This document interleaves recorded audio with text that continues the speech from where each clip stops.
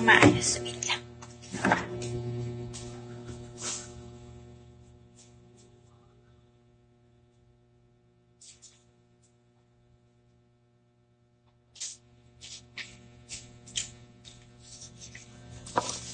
Dami pang nangyari sa buhay ko. Bata ba ako? 18 naman. Hindi na bata yun. Nalaglag pa yung cellphone ko nung last. Mula sa second floor. Hi, Hoodie. Hindi ka ba may stress? Nalaglag yung cellphone.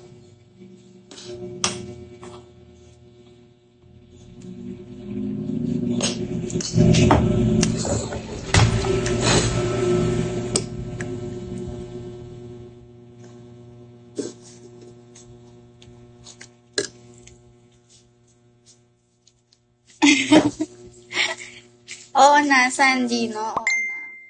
Pwede ba magpakita ng test paper dito? Hi, Sophia. Kain.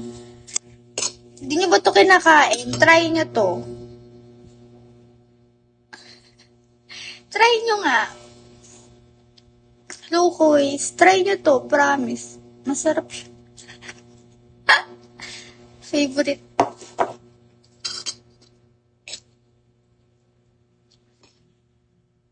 Binili ko siya kasi para makakain ako ng marami. Kasi nakakakain ako ng marami pag ito yung inuulap ko.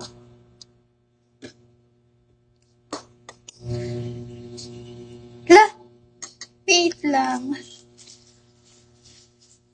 Kanina, bumili kasi ako. Kaso ayaw kasi ng katawan ko talaga. Ayaw kasi talagang kumain. So, sisig. Sisig ulam ko kanina. Kaso kahit masarap siya, ayaw nga kasi talaga ng katawan ko. Ayaw talagang kumain. Hindi talaga. Kahit masarap siya, wala. Ah, yung 555. Akala ko naman sisig na ano.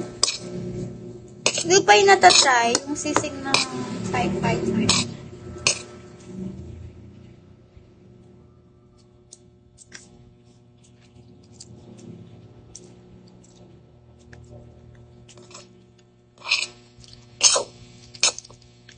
Masarap din to, no? Hot and spicy kasi.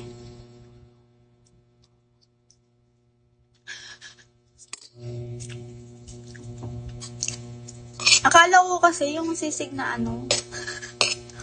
Lutang-lutang pa naman ako ilang araw na kasi wala ako sa sarili.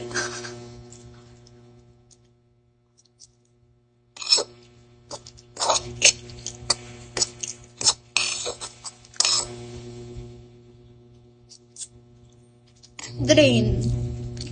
Nadadrain talaga ako sobra. Hindi din maganda yung pakiramdam ko. Kahit ngayon, sobrang bigat ng pakiramdam ko. Pero kailan ko mag-live? Hi, 10:50. Kasi hindi ako nag-live kahapon. Hindi ako nag-live ngayon. I'm nag-live pa lang. Ngayon gabi lang. Paano magsusweldo kung di mag-live? Hindi naman ako nagbabatak masyado sa pag-aaral ngayon. Sakto lang. Yan din akala nila, hello alien, ngayon ka na lang. Kain po, alien. Kasi, kaya tanong nila sa akin, stress ba raw ako sa pag-aaral? Hindi naman. Kasi pag stress ako, nag-stress eating ako. Kapag talaga stress eating yung ginagawa. So, imbes na papayat ako, magkakalaman ako. Kasi na pumayat ako eh.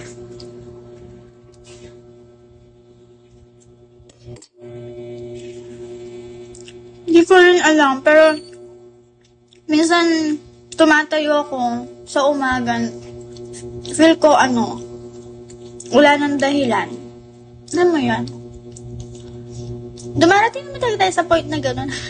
High 77. Nakakapagod lang. Siguro, yung mga nangyayari lang. Hello, Savior. Hindi naman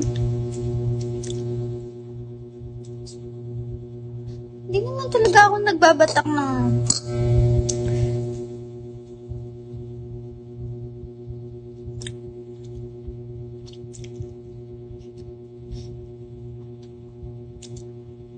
Hindi mo na nagbabatak sa pag-aaral ngayon. Sakto lang. Sakto. Baka sa May pa. Sa May pa ako magbabatak kasi exam na eh. Oh. Natapos lang exam namin. Second week lang April. Tapos, exam na namin ulit ng May. Last week ng May. Kaya nga sabi ko baka hindi ko lang paano ako magla-live noon kasi nga busy na. Pero nung na-stress ako nung last, sa pag-aaral, tapos, yun, katapos ng pag-aaral mo, need mo mag-live. Pagod katawan mo, pagod utak mo, pero kailangan mo mag-live.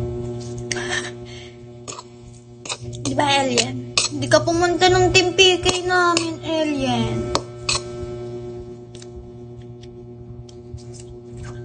Tourism. More on memorize kasi kami, di ba?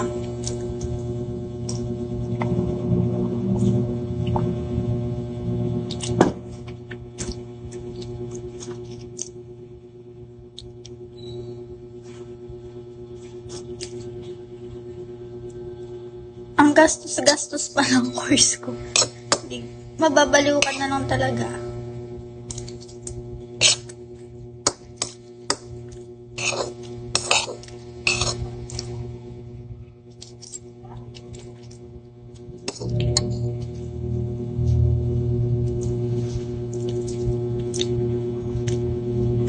Hindi naman siya,